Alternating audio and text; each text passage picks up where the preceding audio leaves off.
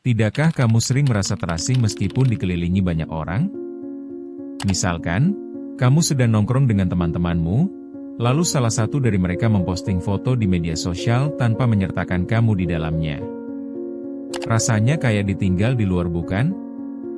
Dalam hati kamu berkata, kenapa gak ada yang peduli sama aku? Perasaan diabaikan ini memang bisa menghantui kita. Dengan segala tekanan kehidupan, kadang kita lupa bahwa perhatian dan rasa diterima itu penting.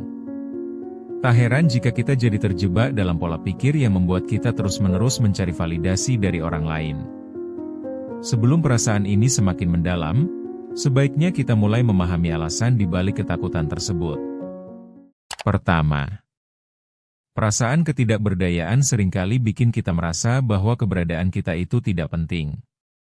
Ketika kita tidak bisa mengendalikan situasi atau pengakuan dari orang lain, otomatis perasaan ini akan muncul.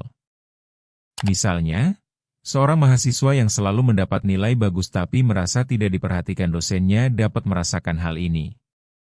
Dalam pikiran dia sering muncul, apa artinya semua usaha ini jika gak ada yang menghargai? Ketidakberdayaan ini bisa melelahkan, dan membuat kita terjebak dalam lingkaran negatif. Seiring waktu, saat kita merasa tidak berdaya, kita menjadi lebih peka terhadap hal-hal yang membuat kita merasa diabaikan, bahkan dalam situasi-situasi yang tidak ada hubungannya. Oleh karena itu, mengenali rasa ini sangat penting. Kita perlu mencari cara untuk merebut kembali kontrol atas hidup kita. Membangun kepercayaan diri jadi langkah awal yang esensial agar kita tidak bergantung pada pandangan orang lain. Ini dapat dilakukan dengan menetapkan tujuan kecil yang bisa dicapai, yang akan meningkatkan rasa percaya diri kita. Kedua, kecemasan sosial bisa membuat kita merasa terasing di tengah keramaian. Banyak dari kita merasa takut salah langkah atau ditertawakan, sehingga memilih untuk menghindari interaksi sosial. Misalnya, seorang ibu yang merasa grogi setiap kali harus bertemu dengan ibu-ibu lain di playgroup. Dia sering bertanya-tanya, apa mereka akan menyukai aku? Ketidaknyamanan ini bisa berujung pada isolasi, membuat kita menjauh dari kesempatan untuk bersosialisasi. Dalam banyak kasus, orang dengan kecemasan sosial berusaha berjuang lebih keras untuk diterima, padahal sebenarnya kita semua memiliki kekhawatiran yang mirip. Jika kita mau berusaha dengan berani bersosialisasi, kita bisa membangun koneksi yang lebih hangat dan mendalam. Penting juga untuk memberi diri kita izin untuk tidak sempurna dalam berinteraksi, supaya kita bisa lebih lepas dan temukan momen-momen berharga dalam berteman. Ketiga, pengalaman masa lalu seringkali meninggalkan jejak mendalam dalam diri kita. Jika seseorang pernah dikhianati atau diabaikan dalam hubungan sebelumnya, bisa jadi mereka akan membawa rasa sakit itu ke dalam interaksi sosial baru.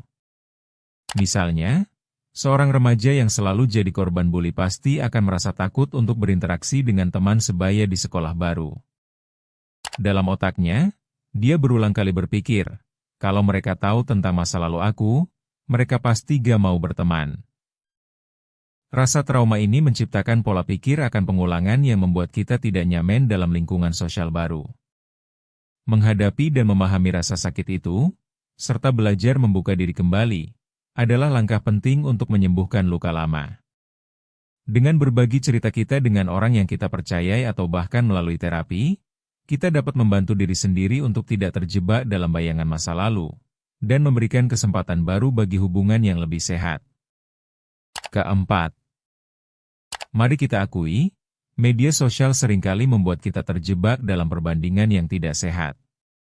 Kita melihat teman-teman kita mendapatkan pencapaian atau hubungan yang terlihat sempurna, lalu kita mulai mempertanyakan nilai diri sendiri.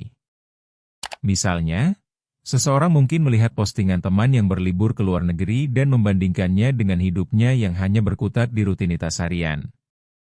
Pikiran semacam ini berpotensi menciptakan perasaan bahwa kita tidak dihargai. Fokus pada gambaran luar orang lain akan mengalihkan perhatian kita dari proses dan pencapaian yang sudah kita jalani. Oleh karena itu, penting untuk menyadari bahwa setiap orang memiliki cerita dan perjalanan yang berbeda. Ketimbang membandingkan diri, Lebih baik kita fokus pada pencapaian pribadi dan bersyukur atas hal-hal baik yang kita miliki saat ini. Dengan cara ini, kita bisa menciptakan pandangan yang lebih positif dan sehat tentang diri kita.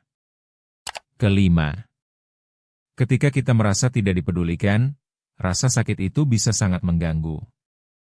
Seseorang yang merasa selalu menjadi orang terakhir yang dipikirkan dalam hubungan mungkin merasa tidak berarti.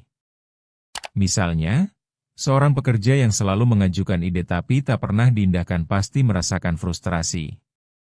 Dalam benaknya, mungkin terlintas pertanyaan, apa gunanya aku berusaha jika semua orang gak melihat usahaku? Rasa semacam ini sangat melelahkan secara emosional dan dapat mengganggu kesehatan mental. Menyadari bahwa perasaan ini seringkali berasal dari pikiran dalam diri kita adalah langkah awal untuk memahami situasi ini. Kita harus mulai mencari dukungan dari orang-orang yang benar-benar menghargai kita. Berbicara dengan teman atau kolega yang mendukung bisa membantu untuk mengurangi beban psikologis yang kita rasakan, sehingga kita merasa lebih diperhatikan dan meningkatkan rasa percaya diri. Dengan ini, suasana hati kita pun akan lebih baik dan membantu kita dalam berinteraksi dengan orang lain. Jangan biarkan ketakutan menghalangi kamu untuk berkembang. Bergabunglah dengan kami di Ruang Tumbuh untuk menemukan cara-cara agar bisa lebih baik. Bertumbuh itu proses, bukan lomba.